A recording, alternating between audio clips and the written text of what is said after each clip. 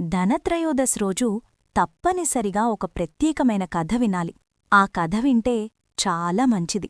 ఆ కథేంటంటే, హిమవంతుడు అనే పేరు కలిగినటువంటి మహారాజుకు ఒక కుమారుడుండేవాడు.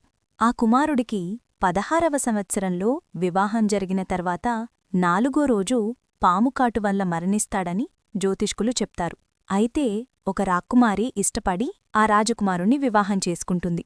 తన భర్తని ఎలాగైనా బతికించుకోవాలని వివాహమైన తర్వాత 4గో రోజు రాత్రిపూట వాళ్లు ఉన్నటువంటి గది మొత్తం కూడా బంగారు ఆభరణాలతో నింపి ఆ గది బయట రకరకాలైనటువంటి దీపాలను వెలిగించి విష్ణుమూర్తికి సంబంధించిన పాటలు పాడుతూ ఉంటుంది.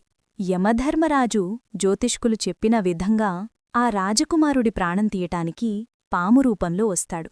అయితే పాము రూపంలో వచ్చిన యమధర్మరాజుకి అక్కడ ఉన్నటువంటి బంగారు ఆభరణాలు రత్నాల కాంతి కళ్లల్లో పడ్డం వల్ల, ఆ దీపాల కాంతి కళ్లల్లో పడ్డం వల్ల త్వరగా ముందుకు వెళ్లలేకపోతాడు.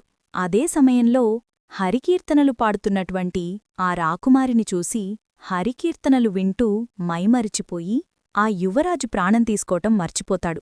తెల్లవారిపోతుంది. అపమృత్యు దోషగడియలు అయిపోతాయి.